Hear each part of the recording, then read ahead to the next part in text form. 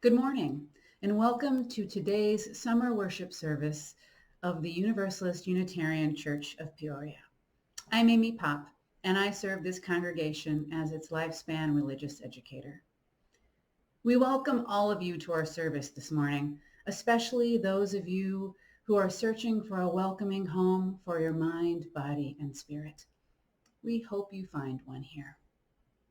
Whether it's your first time in a worship with us or your 100th time, we hope that you'll find here ideas and questions that stretch you and liberal values that challenge you to join us in loving boldly, living justly, and welcoming all to the table.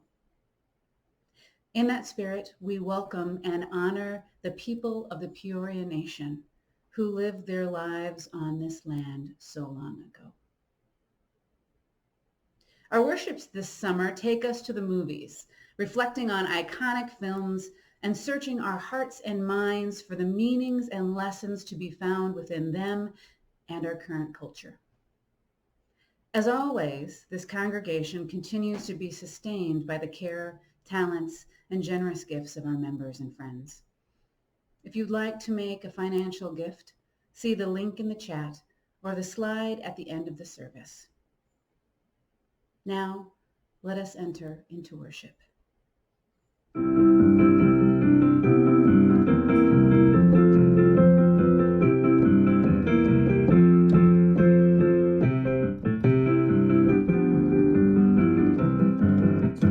Enter, rejoice, and come in. Enter, rejoice, and come in. Today will be a joyful day. Enter, rejoice, and come in. Open your ears to the song. Open your ears to the song. Today will be a joyful day. Enter, rejoice, and come in. Open your hearts, everyone. Open your hearts, everyone. Today will be a joyful day. Enter, rejoice, and come in. Don't be afraid of some change. Don't be afraid of some change. Today will be a joyful day. Enter, rejoice, and come in. Enter, rejoice, and come in. Enter, rejoice, and come in. Today will be a joyful day. Enter, rejoice, and come in.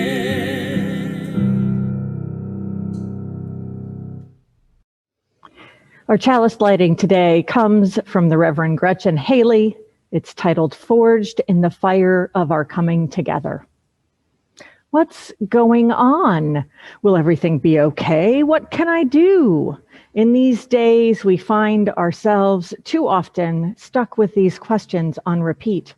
What's going to happen? Will everything be okay? What can I do? We grasp at signs and markers, articles of news and analysis, Facebook memes and forwarded emails, as if the new zodiac, capable of forecasting all that life may yet bring our way, as if we could prepare, as if life had ever made any promises of making sense or turning out the way we'd thought, as if we were not also actors in this still unfolding story. For this hour together, we surrender to the mystery, to release ourselves from needing to know, the yearning to have it already figured out, and also the burden of believing we each have all the control or none. Here in our song, in our silence, our stories, and our sharing, we make space for a new breath, a new healing, a new possibility to take root. That is courage, my friends. Courage to forge in the fire of our coming together and felt in the spirit that comes alive in this act of faith, that we still believe a new world is possible, that we are creating it already here and now. In this spirit, we light our chalice.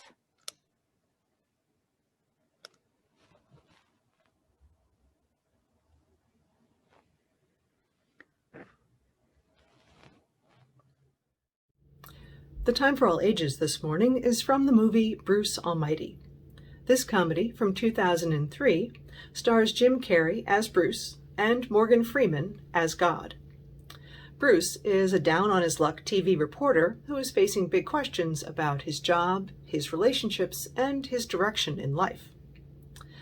Later in the movie, after the clip we'll see, God takes a break and endows Bruce with all of the powers and responsibilities of God, thus the title, Bruce Almighty. This clip is early in the movie, when Bruce is angry at being passed over for a promotion. He both pleads for guidance from God and takes out his feelings at the deity all at once.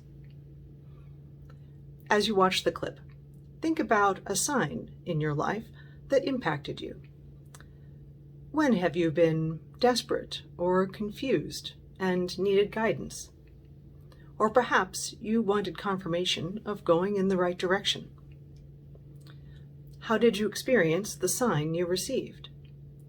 What resources did you use, intentionally or unintentionally, as you figured out your path? And now, a scene from Bruce Almighty. Okay, God. You want me to talk to you? Talk back. Tell me what's going on. What should I do? Give me a signal. I need your guidance, Lord. Please send me a sign. Oh, what's this joker doing now?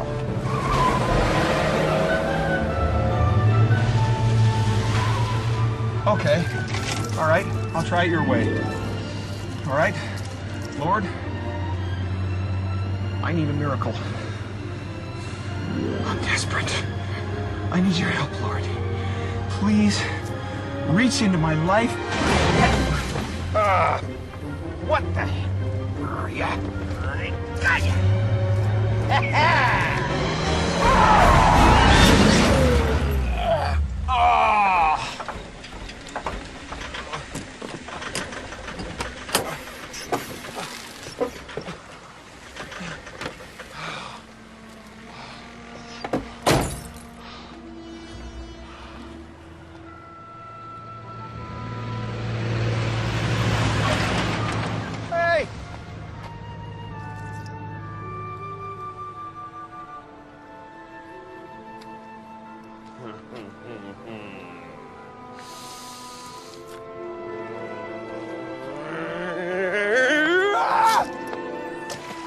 Fine! The gloves are off, pal! Come on, let me see a little wrath. Smite me, almighty smiter! You're the one who should be fired! The only one around here not doing his job is you! Answer me!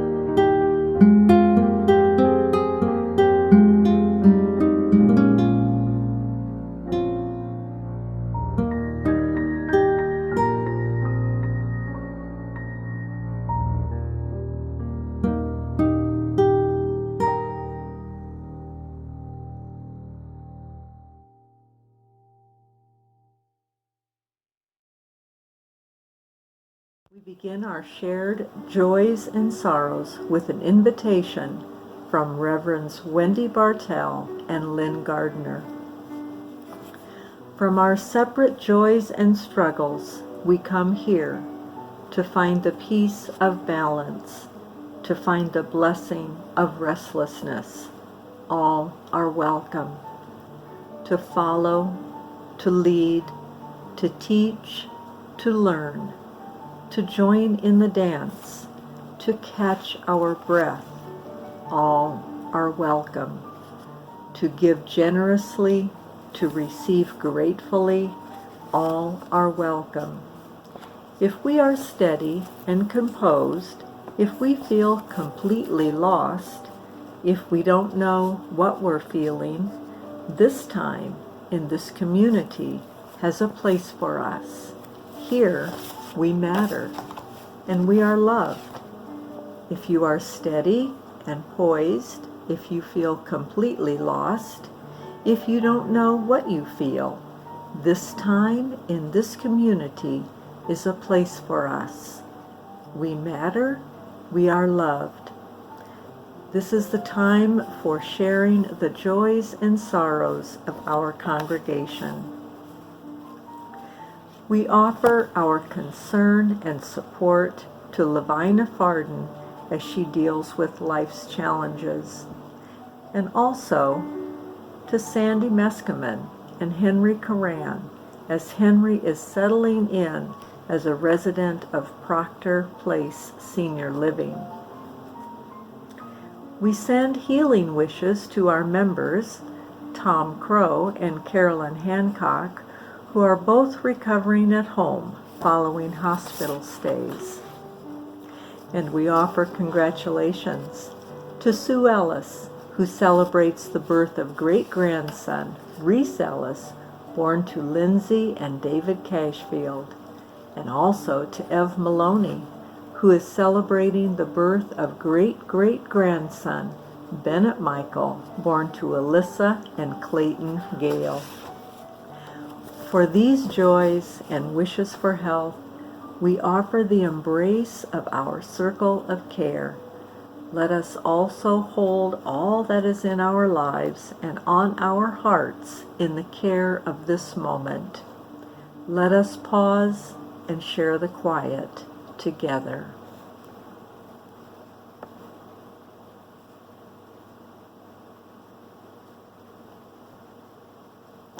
Amen.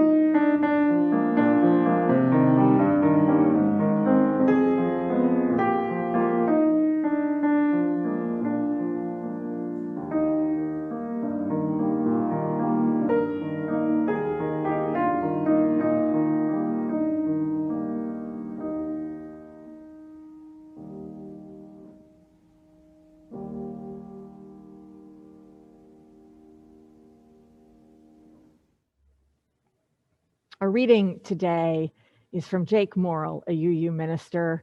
It's entitled, Our Whole Life as a Series of Signs. He starts with a quote, "The greater the feeling of inferiority that has been experienced, the more powerful is the urge for conquest and the more violent the emotional agitation." That is from Alfred Adler, an early Austrian therapist. Jake says, "I worked in a group home in Coralville, Iowa. It was for teens who could no longer live where they'd come from. From the outside, you'd hear screams. It was that kind of home. All the staff had short hair, otherwise a resident could grab it, smash your head against something. My favorite, Trey, used his own head on you. I learned this once when I had him in a hold. He ducked his head forward and then sent it back hard, and my teeth hurt for a week. I learned to look for disaster," Jake says, "to steer away from situations that would set Trey off. We'd take to the sidewalks and sing country songs. Strawberry Wine was on the radio then. It was what we loved most. I knew the verses. He'd join in out loud, only on the word wine. To hell with the neighbors. I just thought glad that he wasn't inside breaking stuff. Can you blame him? His heart was ripped out. Fridays, he stood at the front window waiting on family that would never arrive, and then he'd erupt. Anyone would have even you, even me. But Trey didn't have words.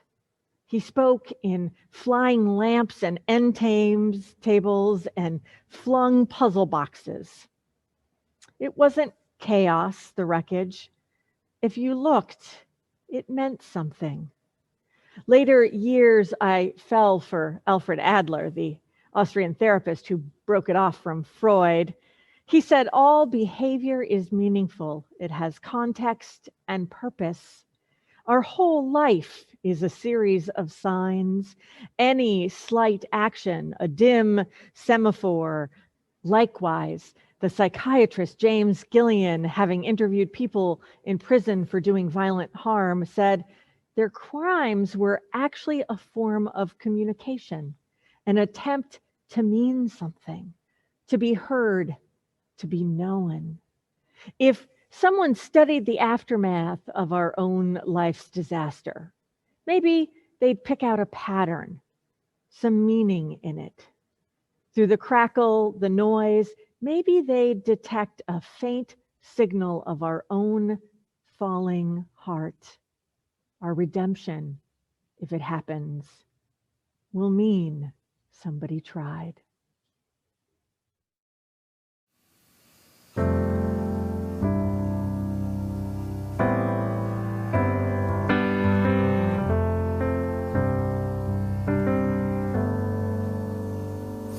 When the ground drops out from under you and there's nothing there to hold on to, no, you're not the first to fall right through to a space of mystery, a place of questioning who you are and who you're meant to be. When you can't find home where it used to be, and your roots have faded into memory, no, you're not alone in this new reality. It's a well-trod path traveled by ancestors who came before and show the way. Throughout time, we've been pushed into the dark, called to find the light within our broken hearts and let it shine. And we can't do it on our own, gotta find our family in the unknown.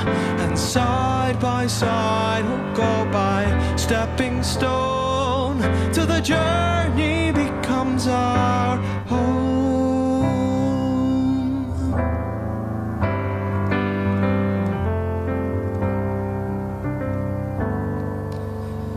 Some days it feels like searching for water in the sand. Sometimes it feels like falling with nowhere to land. Yeah, there are ups and downs that'll turn you round and round.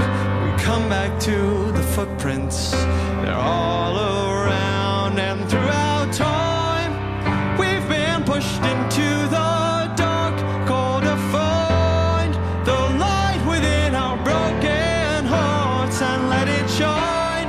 And we can't do it on our own, gotta find our family in the unknown. And side by side we'll go by, stepping stone, till the journey becomes our home. When the walls are closing in, we find our way out through the door, into a light that's so much brighter than our hearts have known before. When we heed the call to follow the voice that burns within our core, we join the ranks of seekers, wanderers, and warriors of the soul. And throughout time, we've been pushed into the dark, called to find. Throughout time, we've been pushed into the dark, called to find the light within our broken hearts and let it shine. And we can't do it on our own, gotta find our family in the unknown. And side by side we'll go by, stepping stone, till the journey becomes, yes, the journey becomes our home.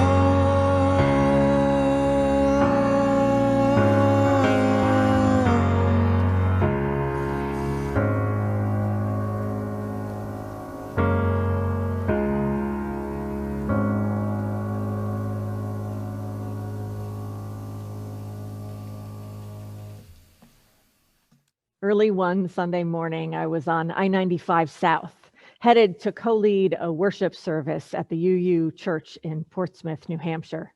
It was one of those cool fall mornings when the sun is shining through the thin early morning clouds. And as I drove down the turnpike, I saw a big flashing warning sign. You know, the kind that's put up to warn you of construction or to tell you not to text when you're driving. But this one stated something I had never seen before. It informed me, deceased animal in the roadway at mile 14. I began to mentally prepare for this, right? What kind of animal could it be? Maybe it was a deer or maybe even a moose. I was sad about the loss of the creature's life and also aware of the danger that it posed.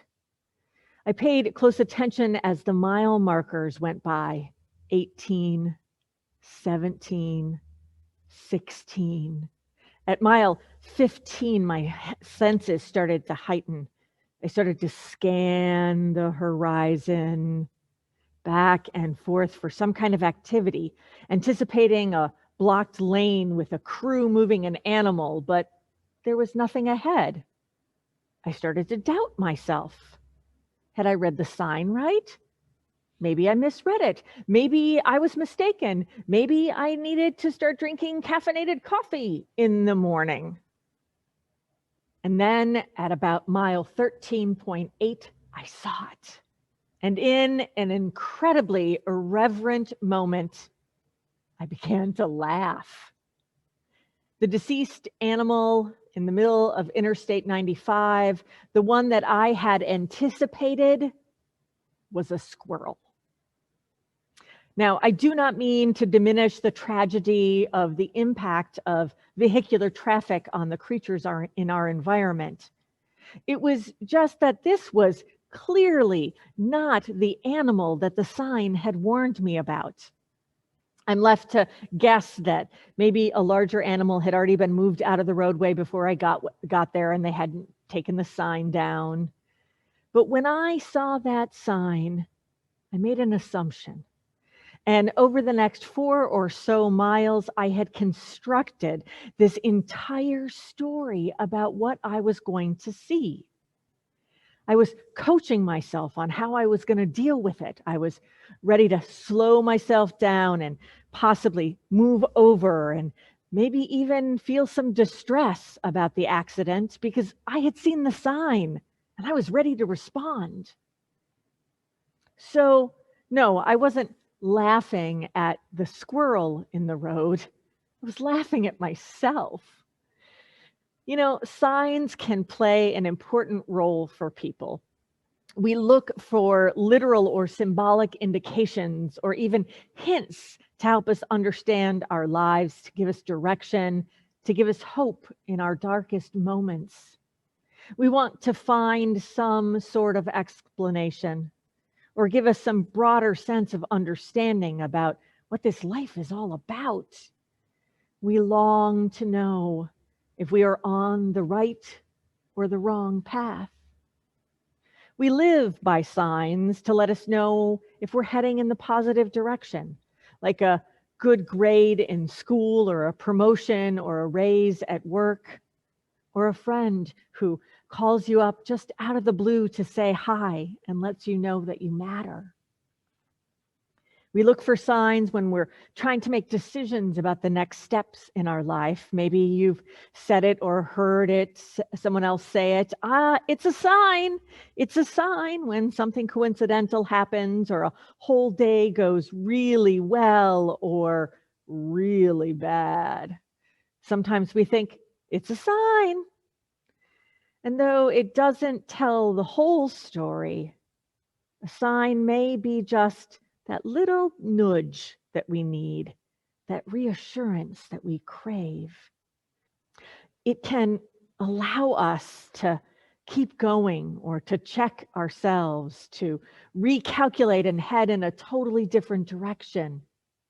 Now, in a sermon by W. Frank Allen, he talks about how we live by signs even more when we're in times of despair or difficulty.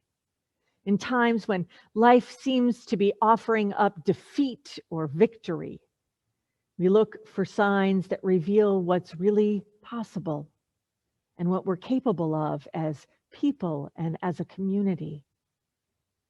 All of this has me wondering, what is this all about? What is it that causes us, that causes myself included, to look to things like some of the methods that were talked about earlier for reassurance? This desire to know is as old as we know. It's found in many ancient texts and stories. Frankly, a search found that there were 96 references to sign in the Bible and 101 occurrences in the Quran. Countless therapy sessions, millions of hours in study and prayer, oh, so many long walks, all focused on trying to satiate our need to know. And we, as Unitarian Universalists, are not immune to this search. We can find it, in fact, in our fourth principle, the free and responsible search for truth and meaning. Or we can list some of those places that we look for our signs in our 6 sources, don't we? This desire to know, this search, can make us vulnerable. We've all heard of people who convince hundreds, even thousands, that they are a prophet of God because of the signs they're supposedly are able to perform or witnessed. Well-meaning people flock to them because they seem to seek that sign. Occasionally, humans step in to offer a sign. A few years ago, a well-known Minnesota, very conservative politician announced that they would consider running for the U.S. Senate, quote, "if God gives me the sign." Well, thelordabove.com, also known as God on Facebook, provided an answer for this politician. The satirist raised over $7,000 and took out a billboard in the politician's home state. The sign read, Midwestern conservative politician name, capital N, capital O, period, signed God. Now, apparently, the particular politician did not respond to this sign. Sometimes people send us signs that are intended to be helpful. Other times, it's really about their own agenda. Sometimes we correctly interpret them, and sometimes we don't. And one of the dangers of looking so hard for a sign is that while we are searching for the sign, we might end up missing the actual truth that is right in front of us. Hearing a voice when we're alone or seeing something that nobody else can see is actually pretty common. Chania Marie Lerman, a professor at Stanford University in California, does anthropological and psychological research. And she reports that at least 1 in 10 people will say that they've had such an experience if you ask them bluntly. Science may not be able to tell us where these voices come from, but it can tell us that many of these events are normal, part of the fabric of human perception. And history tells us that those experiences enable people to choose paths that they should choose, but for various reasons they had hesitated to make that choice. So how can we know? How can we make sure that what we are seeing and interpreting is the sign is actually correct? That we're not looking for the proverbial moose and finding a squirrel in the road. A Huffington Post blog by Stephanie Zamora, she talks about how our mind can interfere with our interpretations of our feelings when it comes to seeing and understanding the signs that we are given. The mind can easily argue, she says, sway and support each option or direction without problems. It's logical, it's rational, and can weigh the pros and cons like a champ, but it can't feel what's right for you. When you let your mind do the sign reading, suddenly you may be even more overwhelmed by the possibilities and the potential signs. Stephanie encourages us to engage in the age-old practice of meditation as a way to determine what our next steps should be. She believes that we are better to look for those signs that come from within rather than external cues. And she has a 4-step process that includes being clear on what you need guidance for, asking specific questions rather than a generalized request, releasing that request, sending it off, and that the truth will then be able to be heard, engaging in the present, using your intuition that lives in your body. And if you want to know the answers and be able to receive them, you need to be engaged in it, not just engaged in your mind. And finally, stay open and receptive. If you have to think about whether or not it's a sign, it's probably not. If something is said or comes on your radar that sparks a physical reaction, a clear sense of truth, you have your answer. Listen to that. Now, these signs may be literal or symbolic or indications or just kind of little hints. They may come from your understanding of a higher spiritual being, from internal knowing self, or from intuition. This desire to understand has been around for as long as we have been able to document our existence. And what matters most is not if they are true or rational, if they happen or they don't.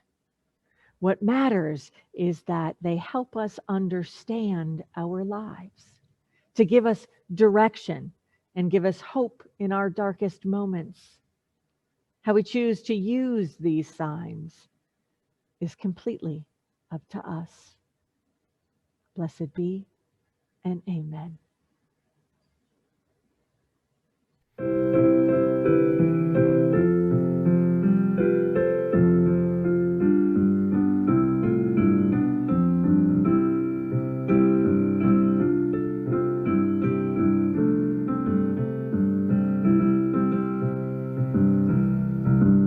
We are going, heaven knows where we are going, but we know within. And we will get there, heaven knows how we will get there, but we know we will. It will be hard, we know, and the road will be muddy and rough, but we'll get there. Heaven knows how we will get there, but we know we will. Oh yeah, yeah. Oh yeah, yeah. Oh yeah, yeah. Oh yeah, yeah. We are going.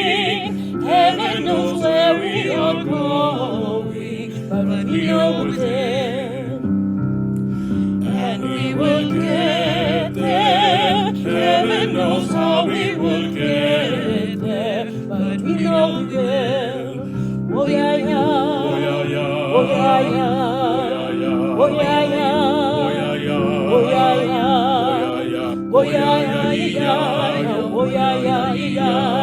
Oh yeah, yeah. Oh yeah, yeah. Oh yeah, yeah. Throughout the ages, we humans have been flinging our arms up to the heavens and crying out, "Give me a sign." And what we know is that when we are reading the signs and paying attention, the answers can be found in the most simple, ordinary, and amazing things.